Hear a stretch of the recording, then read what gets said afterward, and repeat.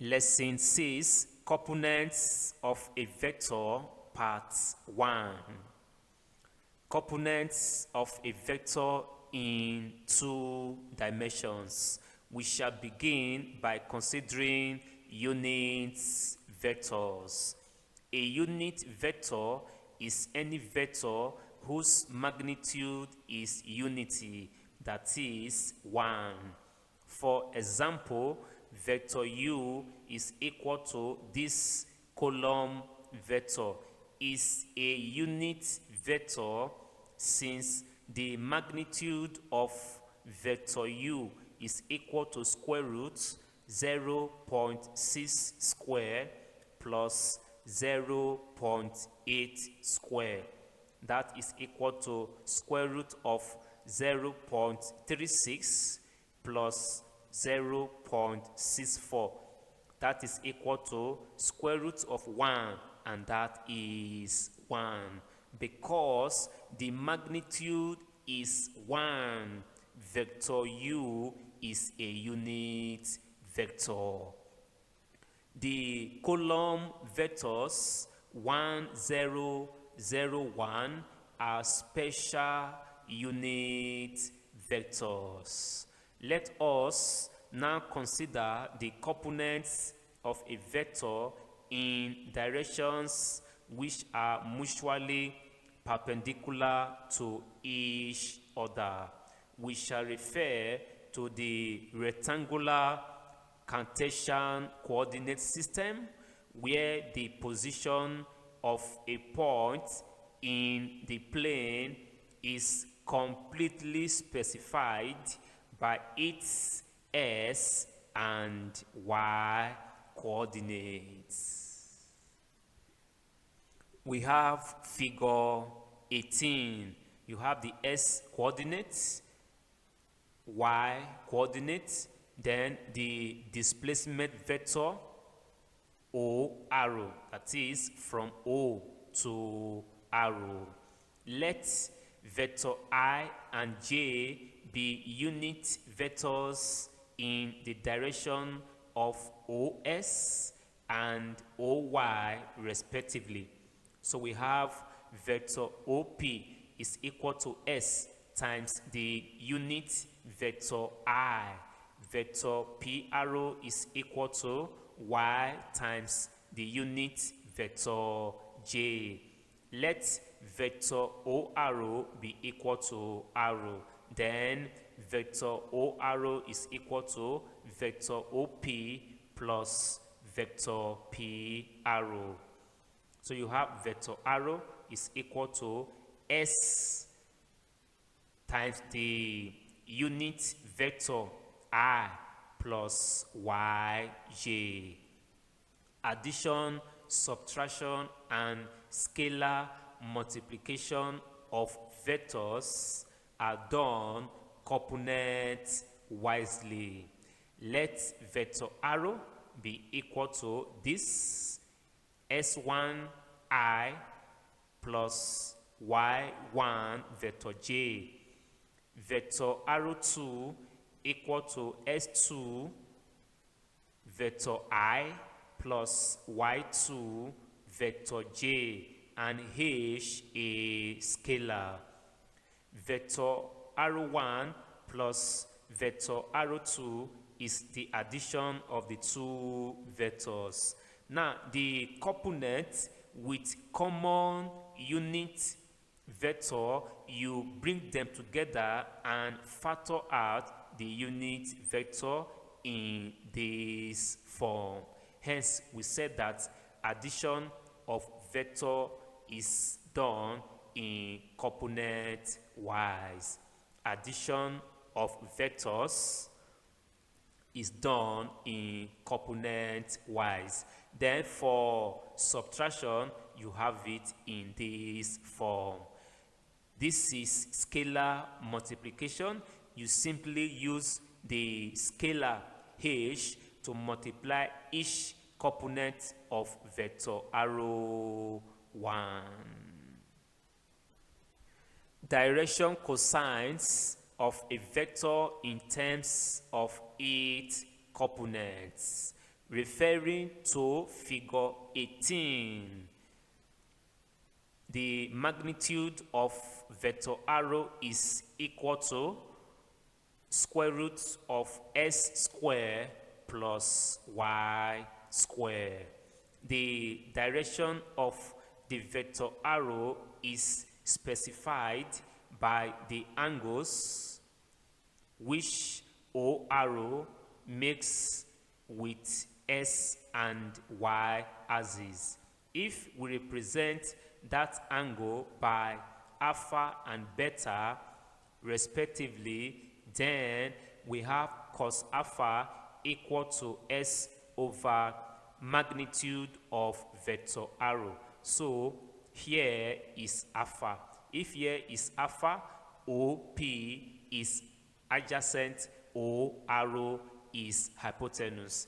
And you know cosine of any angle is the ratio of adjacent to hypotenuse. We also have cos beta to be equal to y over magnitude of arrow. So cos alpha is equal to s over magnitude of arrow. You replace this term with square root of s squared plus y squared. You also come here and you do the same thing. Cos alpha and cos beta are called direction cosines of vector O arrow. Examples number 15. Find the modulus of the following. The modulus is the same as the magnitude. Solution. Let's label the two vectors. Let arrow 1 be equal to the first vector. Magnitude of vector arrow 1 is equal to, the component is minus 2 with the unit vector and minus 5 with the unit vector j. So what we take out are the components of this vector minus 2 minus 5. So the modulus of vector arrow 1 is equal to square root of minus 2 square plus minus 5 square. That is square root of 4 plus 25 equal to square root of 29. Let vector arrow 2 be equal to this. The components are sine theta and cos theta. So modulus of vector arrow 2 is equal to square root sine theta plus cos theta. You have it in this form. From trigonometry identities, the addition of the square of sine to the square of cosine is equal to 1, and root 1 is equal to 1. Example 16. If vector arrow 1 is equal to this, vector arrow 2 is equal to this, find the modulus and direction cosines of A, the sum of the two vectors, B, difference of the two vectors. A part of the problem, sum of the two vectors, you simply add them together component wisely. So you have 7 vector I plus 2 vector I.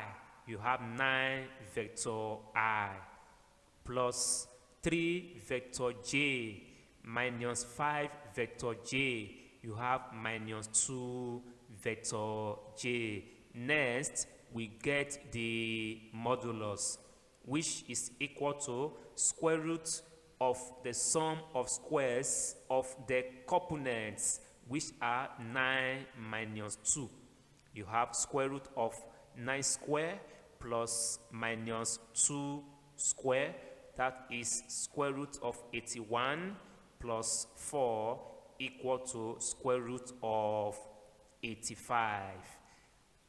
Let cos alpha 1 and cos beta 1 be the direction cosines of the sum of the two vectors. You have to because the result has two components. So the first direction cosine cos alpha 1 is equal to the first component 9 over the modulus of the sum of the two vectors. The second direction cosine cos beta 1 is equal to the second component minus 2 over the modulus of the sum of the two vectors. B part of the question, difference between the two vectors. You have it in this form. You have to open this bracket with this minus sign and you have this result. Now you subtract component wisely. 2 vector I minus 7 vector I is equal to minus 5 vector I. Minus 5 vector J minus 3 vector J, you have minus 8 vector J. Next, you get the modulus, which is equal to square root of minus 5 square plus minus 8 square. That is square root of 25 plus 64 equal to square root of 89. Let cos alpha 2 and cos beta 2 be the direction cosines of the difference between the two vectors. Therefore, cos alpha 2 is equal to the first component minus 5 over the modulus, the second direction cosine cos beta 2 is the second component minus 8 over the modulus of the difference between the two vectors. Example number 17. Find the unit vectors in the direction of the following vectors. A vector r1 equal to this, B vector r2 equal to this. Solution. A part of the question, let vector u1 be the unit vector in the direction of vector r1. Then vector u1 is equal to vector r1 over the magnitude or modulus of vector r1. In other words, when you divide a vector by its modulus, what you have is the unit vector in the direction of that vector. Let's begin with the modulus of vector r1, which is equal to square root of 4 square, the first component, plus minus 5 square, the second component. And you have square root of 16 plus 25 equal to root 41. Therefore, the unit vector u1 is equal to 1 over the modulus times vector r1. B part of the question, let vector u2 be the unit vector in the direction of vector r2. Then vector u2 is equal to vector r2 over the modulus of vector r2. You get the modulus of vector r2, which is equal to root 40. Therefore, vector u2 is equal to vector r2 over the modulus of vector r2, which is root 40. End of lesson 6. There is every need for you to be saved if you are not, because the Lord Jesus Christ is coming very soon. Some will be taken and some will be left. Live righteously and be prepared. Goodbye.